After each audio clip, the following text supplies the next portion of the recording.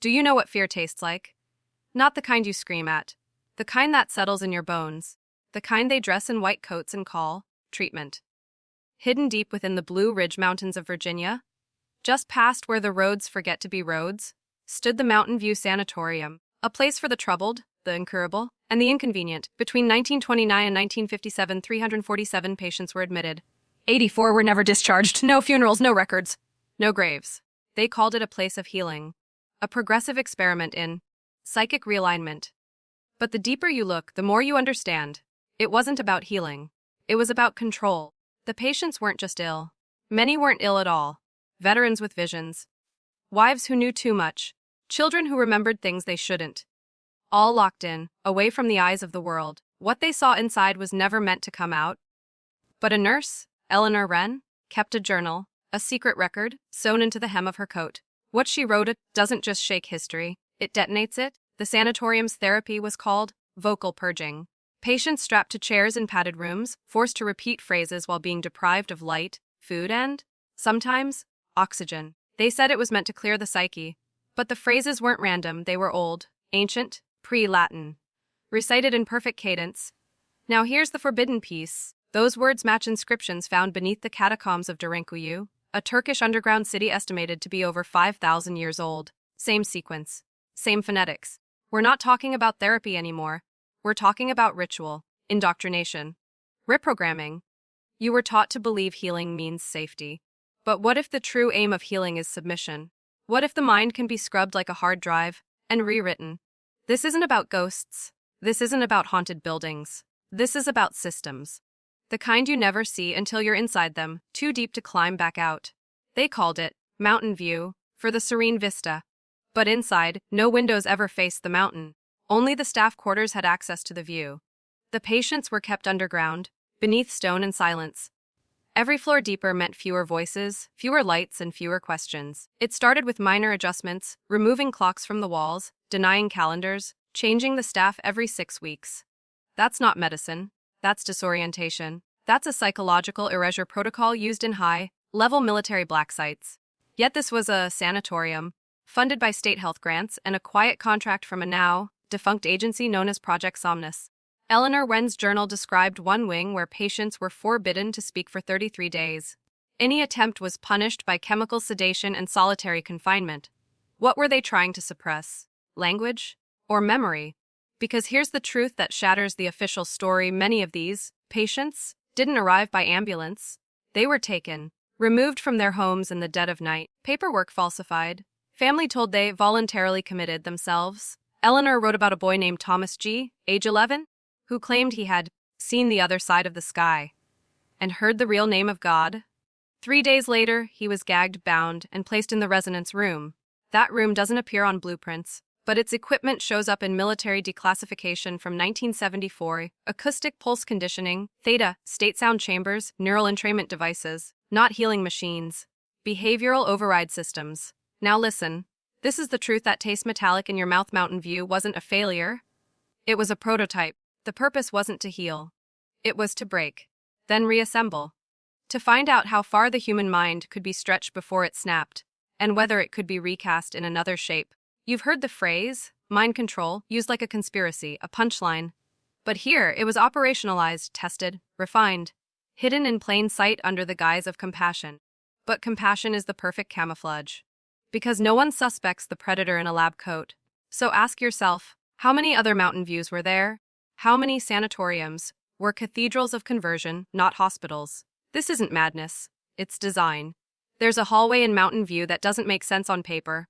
13 doors, but only 12 rooms. The 13th? No hinges, no handle. Just a slab of iron sealed into the concrete like a tomb. Eleanor called it the door that hums. Not because of machinery, but because when you got close, you could feel it in your bones. She wrote of nights when the staff avoided that hallway entirely, of whispers that weren't carried by mouths, but by vibrations in the floor. One patient, Dr. Carl Vest, wasn't admitted for mental illness. He was a former researcher from the Naval Medical Research Institute, listed as civilian volunteer. He lasted 6 months. His final words, scrawled in a torn Bible margin, were, "They don't want to fix us. They want to map us. Let that settle." Because if you think the human mind is some sacred, private chamber, know this, it's already been charted, not by God, but by men with charts and metrics and military-grade psychotropics. They don't want your healing. They want your blueprint. Every man has a threshold. What breaks him, what rebuilds him, and what triggers his submission. Mountain View wasn't trying to understand insanity. It was a proving ground to engineer it, then walk it back into loyalty. The patients weren't patients, they were test subjects. And the healing. That was the cover story. Like a magician's left hand, it distracts while the right hand rewrites the soul. Eleanor described one ritual that reoccurred on the first Sunday of every month. Patients would be dressed in black robes, not gowns, robes. They would be led down a stairwell that went below the official foundation of the building, into what she called the thermal chamber. Temperatures there dropped below 20 degrees F, but no heating system was ever installed. No light, just chanting. Always the same 3 lines in a language that didn't match Latin, Greek, or Hebrew. Linguists later compared it to Proto-Elamite, an undeciphered script from pre-Iranian Mesopotamia. So now we're past psychology, past science. We're descending into something far older, something buried beneath the modern mind like a dormant virus waiting. And if it wasn't meant to heal them, what makes you think it hasn't been used on us? Every commercial, every therapy, every institution, is it medicine or is it mapping? Eleanor Wren vanished in 1957, the same week Mountain View was quietly decommissioned. No obituary, no missing person report, not even a staff list remains in state archives. But her journal was found in 1981, sealed behind a broken ventilation grate during a demolition survey. Water damaged, pages missing, but what remained was chilling, a final entry dated 3 days before she disappeared. They've stopped using the drugs. Now they use dreams. They say the mind is more compliant in Theta state, and the door that hums is opening. Theta state? That's not fiction, that's neuroscience. A frequency between waking and sleep where the conscious mind loses grip and the subconscious becomes programmable. You know who's obsessed with Theta? Advertising agencies, defense contractors, app developers, and of course, Mountain View. Eleanor wasn't the only one to mention dream-based compliance. 3 other patient journals, smuggled out by a janitor named Henry Boone, describe identical experiences, dreams they couldn't wake from, voices guiding them through landscapes that weren't real, but left real emotional scars. Trauma programmed like software. Henry himself disappeared a month after his interview with a fringe radio program in 1983. In that interview, he said, they were testing suggestion chains. You wake up thinking it was just a nightmare, but 3 days later, you find yourself doing exactly what the dream told you. Except you think it was your idea. You think you're sovereign because you make choices. But what if the choice was placed in you, seated in that liminal space between consciousness and sleep, like an echo, like hypnosis, except permanent? Mountain View wasn't an accident, it was a ritual site masquerading as psychiatry, and when it was shut down, the rituals didn't end. They simply went digital, transferred from stone and echo to screen and signal. Look around. The same methods: repetition, deprivation, reward cycles, groupthink. Now we call them algorithms. You are still inside Mountain View. The walls are invisible now, but the programming continues. Beneath the scroll, behind the dopamine hits. In every phrase you repeat without knowing why. Now, if you've made it this far, you're no longer a passive listener. You're standing at the threshold. Comment, the door that hums, twice below to lock your awareness into place, and to signal that you are not afraid of the descent. Because this isn't the end of the story. It's the beginning of remembrance. You feel it now, don't you? That slight pressure behind the eyes. That tension in your chest that isn't fear, but recognition. Like a memory trying to wake itself up. That's not coincidence. That's conditioning cracking. Because what you're feeling is what they spent decades trying to suppress. The ability to see without filters. Let me show you what they never meant for you to see. Mountain View's architectural layout doesn't follow any known hospital blueprint. No symmetry. No medical logic. But it does follow a pattern found in ancient ziggurats, step temples used for ritual offerings. Not metaphor. Identical mathematical ratios. That's not hospital design. That's geomancy. The manipulation of space to affect consciousness. And this is where it gets darker. In 1932, a man named Dr. Luther Kane took over Mountain View's psychological research. Before that, he worked under the U.S. Army's Psychological Warfare Division. His thesis? Emotive subjugation through repetitive harmonics. It proposed that sound, specifically, infrasound below human hearing, could induce despair, confusion, and surrender without ever touching the body. You know what's buried in the sub-basement of Mountain View? A sound chamber, walls 2 feet thick, copper wiring spiraled around quartz slabs, and in the center, a chair made entirely of iron and wood, bolted to the floor. No medical equipment. Just a metal horn facing the subject's spine. Eleanor called it the throne. Why would a healing institution need a throne of pain? Because it wasn't healing, it was reforging. They believed the human psyche was like tempered steel, only molded under heat and pressure, and through sound, ritualized sound. They could break a man into fragments, then reassemble him into something new. Something obedient. Something empty enough to receive. You ever wonder why soldiers come back from black sites unable to speak about what happened? Not unwilling, unable. Like the words were extracted. The same silence echoed from the 84 who vanished inside Mountain View. Not dead. Not buried. Just gone. And what if the same systems are still at play, except now they look like wellness trends, sound baths, guided meditations, binaural beats promising peace, but designed to slip past your defenses and rewrite the code. You think you're healing. You're being hollowed. And when you're hollow, you can be filled with anything they choose. They never needed cages when the mind was the prison. Mountain View didn't use locks on most of its doors. They didn't have to. Patients would sit in their rooms, unmoving, for hours, days, smiling, whispering to themselves like they'd been gifted some kind of holy vision. But Eleanor knew better. She said they called it the stillness. A phase of total submission after prolonged exposure to the acoustic pulses and dream sequencing. It wasn't peace, it was paralysis. They weren't calm, they were empty. The mind had been wiped like a blackboard awaiting new instructions. And the phrase Eleanor wrote, again and again as if trying to warn herself, was this: the silence isn't the absence of noise. It's the presence of control. Let that haunt you. Because this wasn't just about the 84 who vanished. It was about the others who walked out smiling, who blended back into society, who took up jobs, joined committees, started families, while carrying code buried so deep in their minds they couldn't see it. Activation phrases, behavioral triggers, quiet clocks ticking toward a moment designed by men in silence. You may think this sounds impossible, fictional, but we have documents.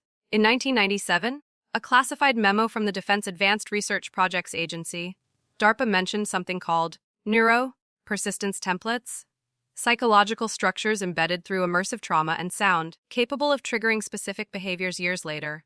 Mountain View was listed in the appendix. So ask yourself how many of those healed patients became teachers, officers, scientists, legislators.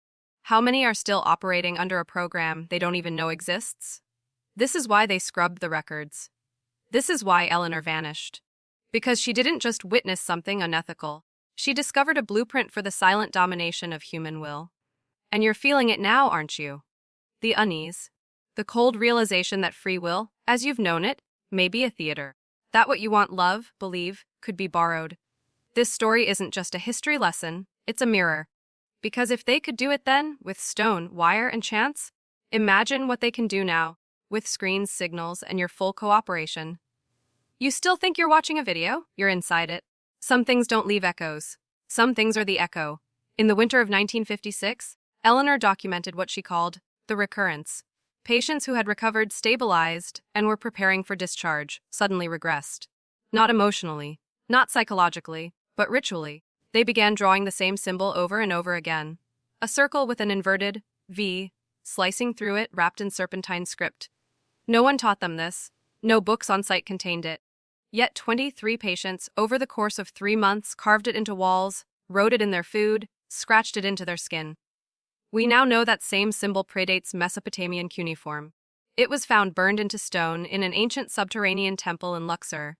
It appears again in forbidden manuscripts from Eastern Europe, described as the gate that breathes, always associated with one concept: the transfer. Transfer of what? Not memories, not emotions, identity. Let me be clear. This is where the descent turns irreversible. Because now we aren't just talking about mind control, we're talking about possession, but engineered.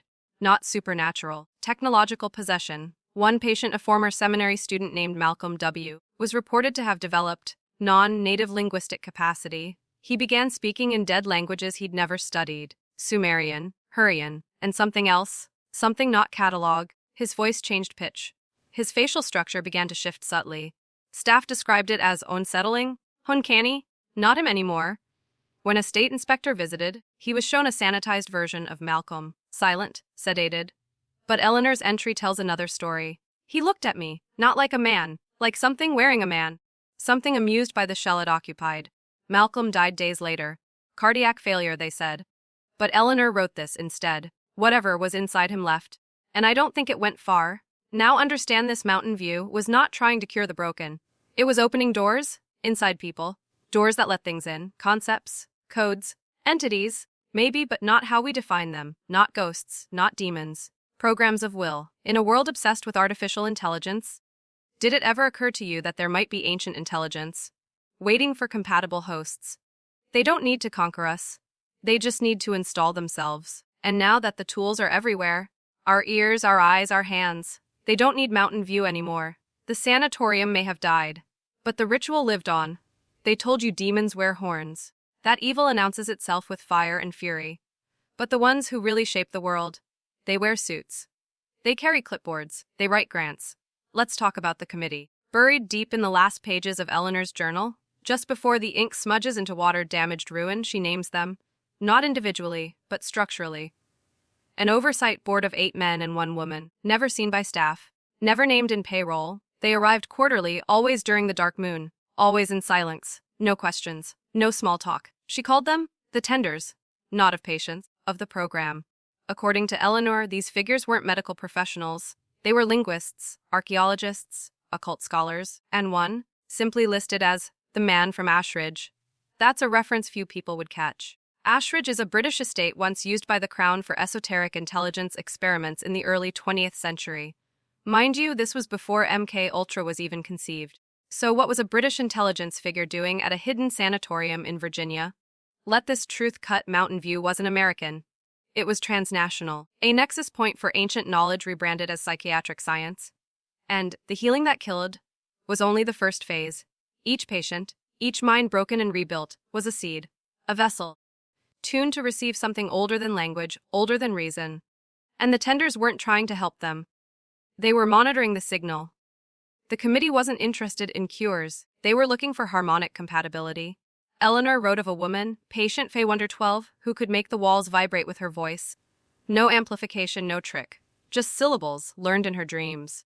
The frequency she emitted caused glass to fracture, electronics to glitch. They didn't sedate her. They amplified her.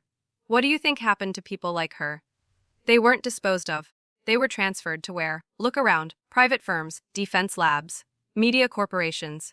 Places where controlling mass attention is not just a strategy, it's a weapon. You're looking for ghosts. But the real danger isn't what haunts the past. It's what's been embedded in our present. Invisible hands writing scripts into our reality. And once you see them, you can't go back. There's a silence that follows truth. Not relief, not clarity, but terror.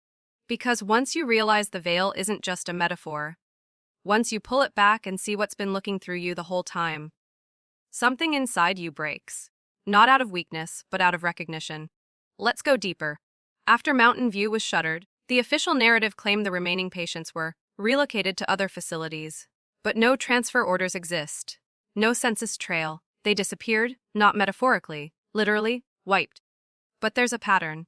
In the decades that followed, obscure institutions began popping up in remote places, under names like the Hollow Institute, Briarshade Recovery, the Keffer Foundation, all with identical structures, subterranean wings, isolated acoustic chambers, and therapies centered on vocal inversion, identity displacement, or symbolic regression. These aren't psychiatric clinics. They're temples. And what they're practicing isn't medicine. It's possession at scale. You've been trained to hear that word, possession, and think of spinning heads and holy water. But what if it's simpler than that? What if possession is just the replacement of self with signal, a hijack of identity through rhythm, sound, repetition, and belief? Because belief is the final key. No force in history is more effective at rewriting the mind than belief willingly adopted. The military knows it. Religion knows it. Marketing knows it. And now, the program knows it too. Eleanor feared the tenders not because they harmed people, but because they offered clarity. She wrote, "They don't scream. They smile. They say things that make sense. Things I've always felt but never heard spoken. And that's how I know it's a trap. Because it feels good." You think deception comes wearing a mask, but the most dangerous lies are the ones dressed in your own memories, your own voice, your own sense of justice. That's how Mountain View broke its subjects. not by erasing who they were, but by convincing them they were someone else. And when that switch happens, you don't fight back. You welcome it, you integrate it. You become the new programming. And then you disappear. While still standing. That's what happened to the 84. And that's what's happening now. Every great manipulation begins with one lie. You're being helped. Your Mountain View was never a place of horror in the traditional sense. No blood-soaked walls. No monstrous orderlies. No overt torture.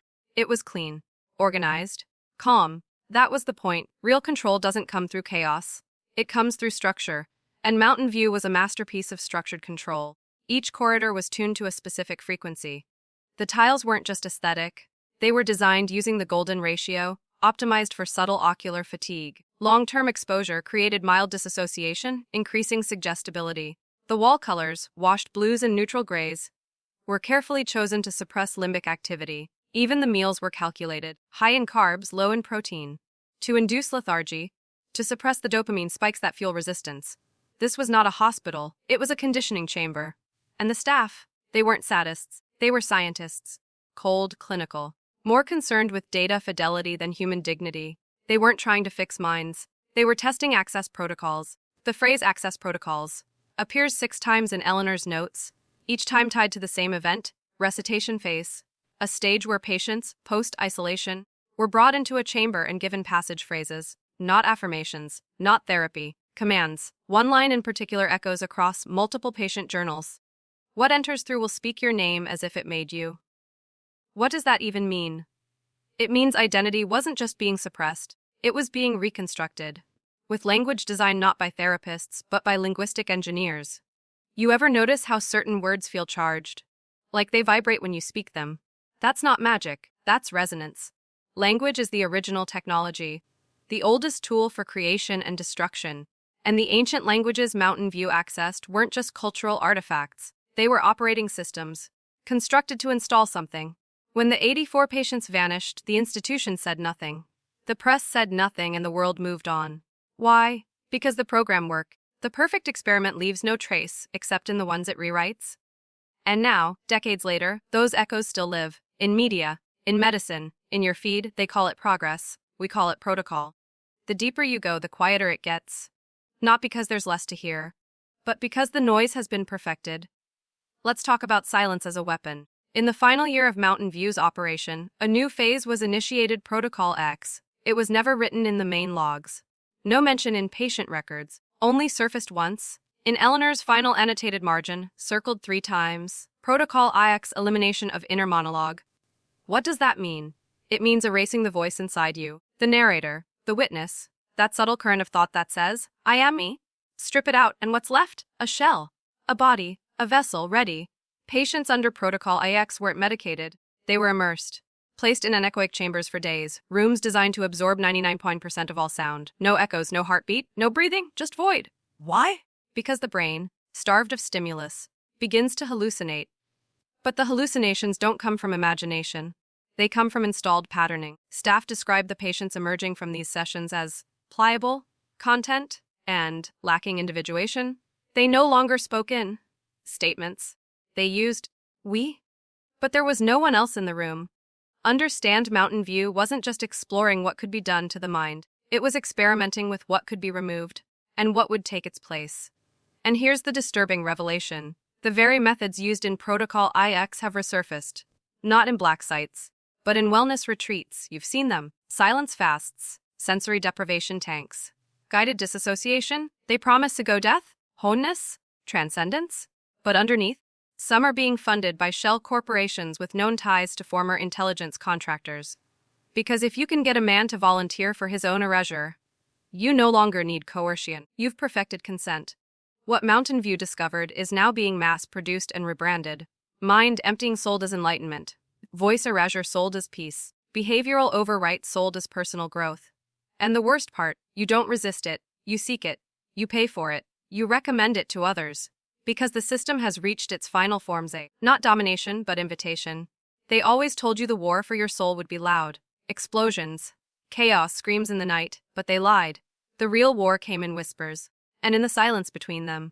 After Protocol IX was initiated, the 84 patients weren't simply lost. They were offered. That's the word Eleanor used, Offered, not transferred, not exterminated, as if they were gifts, sacrifices, or perhaps hosts. Let's revisit the symbol, the circle split by the downward V, wrapped in serpentine script. Eleanor found it again, carved beneath a floor tile in the anechoic chamber. But this time, there was something new. Around the edges of the carving were 8 small notches, burned into the concrete, almost ritualistically. When researchers later reviewed the symbol, a match was found in a forbidden codex smuggled out of Alexandria before its great library burned, the Index Obscura. It describes an ancient rite, translated loosely as the preparation of the vessel, a system for softening identity, breaking continuity, and creating aim space, not physical space, psychic space. The rite was never religious. It was mechanical, step by step, methodical. And that's what Mountain View had become, a modern version of an ancient system. You must understand, this isn't about one building in the mountains. It never was. That was just the testing ground. Because the moment you learn how to erase inner monologue, the moment you can silence the voice that says, I am, you have access to something unspeakable. Something that's waiting. What took centuries of chanting, fasting, and ritual under ancient sky temples now takes days. And you think this is just history. Look around. The same techniques, the same methods, but now in your music, your entertainment, your digital therapy apps, your meditative influencers whispering scripted mantras while background frequencies pulse beneath perception. Ask yourself, how many of your thoughts are really yours? How many times have you caught yourself saying something and wondered, where did that come from? What if it didn't come from you at all? What if it came from something installed long ago, not in your phone, but in your mind? Here's what they never tell you: you were never the target. Your identity was. Because once that's gone, once you become a shape, a silhouette, a shell, they can make you believe anything. And worse, they can make you need it. Eleanor Wren, just days before her final entry, described an experiment involving reciprocating induction, a form of mutual suggestion. 2 patients placed in a mirrored chamber, no speaking aloud, only humming. Slowly, their tones would sync, their body language aligned. After 48 hours, both reported having the same dreams, same symbols, same commands. But the most chilling detail, both began responding to the same name. A name neither had ever heard before. This wasn't therapy. This was erasure by duplication. One identity dissolving, a new one installed, shared. Do you understand what this means? They weren't healing fractured minds. They were building collective archetypes.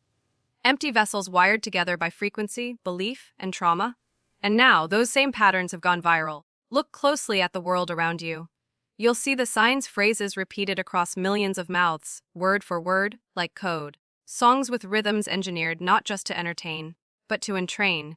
Internet trends that appear from nowhere, yet feel inescapable. Facial expressions that seem duplicated across strangers, like a mask everyone agreed to wear. This is the great bleaching, not of culture, not of race, but of soul. A global echo chamber where the goal is sameness. Not peace, not equality, but psychic uniformity. And here's the final twist of the knife: most people welcome it. They call it connection, unity, healing, but what they're really chasing is relief from selfhood. Because identity, true, sovereign identity, is uncomfortable, it's noisy, it's rebellious, it asks questions, and the system wants none of that. It wants silence.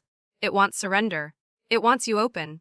So when the signal arrives, when the frequencies align, you'll take the next thought not as foreign, but as yours, and you'll say, I always believed this, even if, 5 minutes earlier, you didn't. You want to know the most terrifying part? It's already happened. Not in theory, not in some sealed-off facility hidden in the woods. Right here, right now, all around you. The world you inhabit, the apps you scroll, the voices you trust, the beliefs you parrot, are not yours. They were given to you, fed slowly, precisely, like IV drips of sugar laced arsenic. And now we come to the final protocol listed in Eleanor's journal.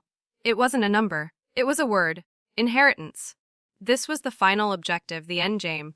You see, Mountain View wasn't designed to control individuals. That was phase 1. It was built to implant legacies, to create transgenerational programs, behavioral codes that pass like DNA, but invisibly. That's why the 84 didn't need to survive. They only needed to be written into others. Every patient was a transmitter, broken down, rebuilt, and then broadcast through touch, speech, presence. Anyone they encountered became a soft target for the infection of belief. And here's where it breaks reality. Those they touched began dreaming the same symbols. The language. The circle with the V. The door that hums. Without ever stepping inside Mountain View, the institution became unnecessary because the program was now mobile, live, and those therapies, they've mutated. From humming chambers to guided meditations, from acoustic pulses to algorithmic audio in your favorite wellness playlist, from underground wards to above-ground retreats, influencer seminars, immersive sound baths sponsored by think tanks you've never heard of. They want you silent, still, smiling. Because once you accept the narrative that peace means absence of thought, you will invite the erasure yourself. You won't need to be broken. You'll hand them the hammer.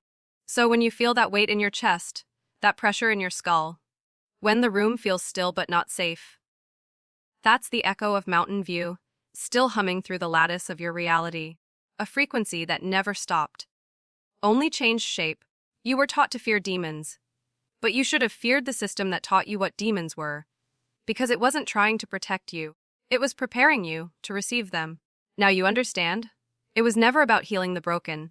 It was about breaking the healed. Mountain View didn't treat the sick. It selected the strong, the resistant, the ones who couldn't be controlled by religion, media, or fear. These weren't victims. They were threats. People who asked the wrong questions. People who saw too clearly. People who remembered. Remembered what? That freedom was never meant to be granted. It was meant to be inherited from something far older than the world they built around us. And those 84 patients, they were the prototypes for a much bigger plan: psychic disarmament, the systematic removal of internal defense mechanisms, the intuition, the ancestral memory, the primal fire that once told you when something was wrong. That inner compass, they smothered it with soothing voices, with calming routines, with words like alignment, release, ownness. But these words are triggers in disguise. Eleanor wrote that near the end, some of the staff began showing symptoms. Not patients, staff. They stopped responding to their names. They stood still for hours in corners, staring at walls, mouths moving in silence. One doctor carved a message into his forearm before disappearing. The door is not a door, it's a mirror. And it's open. Let that settle in your bones. The ritual wasn't external. It was internal. It was never about what happened inside Mountain View. It was about what Mountain View put inside you. Because when identity fractures, when the inner monologue is silenced, when belief becomes programmable, you're no longer you. You're a placeholder, a repeater, a signal tower for something else. Now ask yourself, why do certain dreams come back again and again? Why do you wake up with songs in your head you never remember learning? Why do you say things, small, harmless things, that sound nothing like you? Because the broadcast never stopped. It just changed channels. And you're tuned in every day, every hour, every thought. You are not infected. You are inhabited. And the worst part, you let it in because it promised healing. It's time we stop calling it a conspiracy. It's a continuity. A thread, woven through time, hidden in sacred texts, government projects, and childhood lullabies. A whisper beneath the floorboards of your history. And Mountain View, that was just a node, one of many. In 1961, 4 years after Mountain View shut down, an internal report circulated through a defunct intelligence program known only as MONAR-HX. The report was marked, Eyes Only Psychological Infrastructure Brief. Inside it, a single statement, bolded and underlined. The experiment was a success. Phase 2 will no longer require institutions. Let that sink in. They no longer needed brick and mortar. They had something far better: belief systems. They didn't need cages. They had content. Let me be specific. You are now living in an augmented reality. Not the digital kind, not the ones pushed by goggles or screens, but cognitive augmentation. Algorithms know more about your triggers than your own parents do. They know your insecurities, your shame cycles, the exact pitch and tempo that relaxes your defenses. Every motivational post, every healing mantra, every guided visualization, these are the new protocols. Soft words embedded with hard intentions. And here's the hook: you agree to it, you seek it, you share it. Because you've been conditioned to confuse peace with permission. Permission for your mind to be colonized.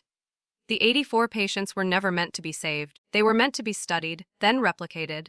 And now there are millions of you. Wired for compliance, eager to dissolve, hungry for something larger than yourself to enter in. That's not healing. That's preparation. You're not being guided. You're being readied. For what? Eleanor's final, half-burned page held only one sentence. One that still keeps me awake at night. When they arrive, we won't fight them.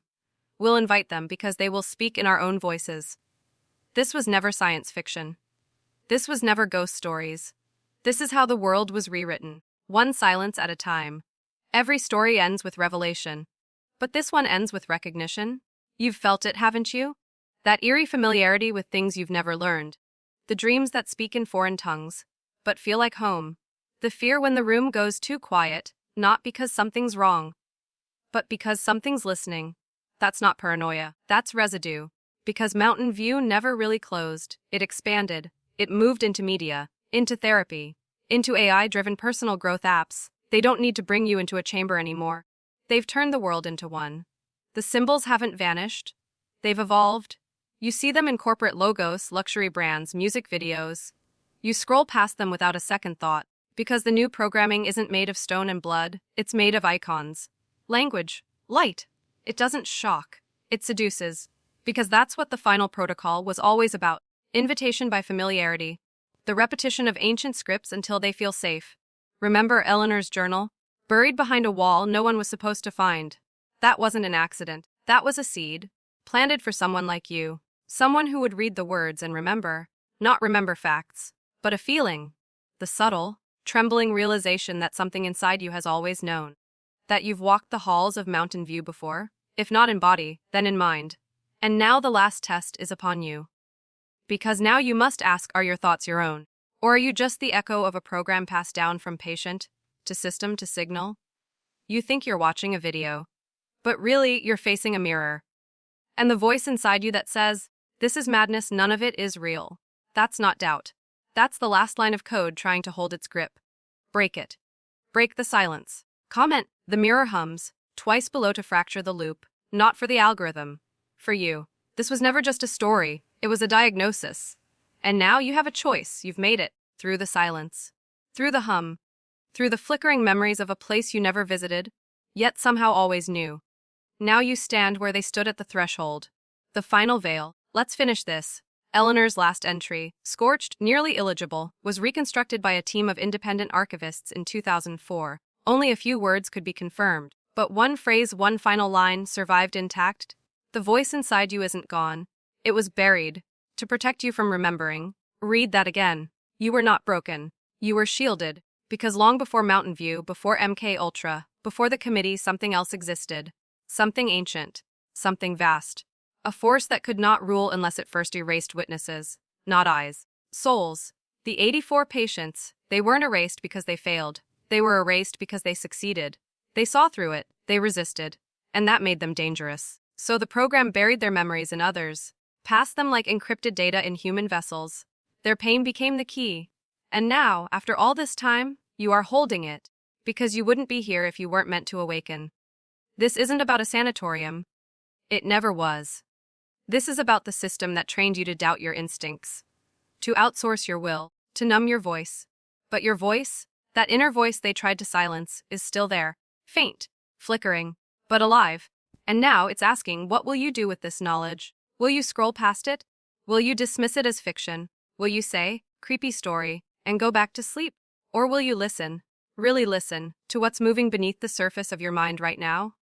That pressure, that pulse, that humming in the back of your skull, that's not fear, that's memory waking up. You were never supposed to find this story. You were never supposed to read this far. But here you are, still standing, still hearing, and now you must choose. Stay in the world they built for you. Or reclaim the one they stole. Because once you see the system, you can never unsee it.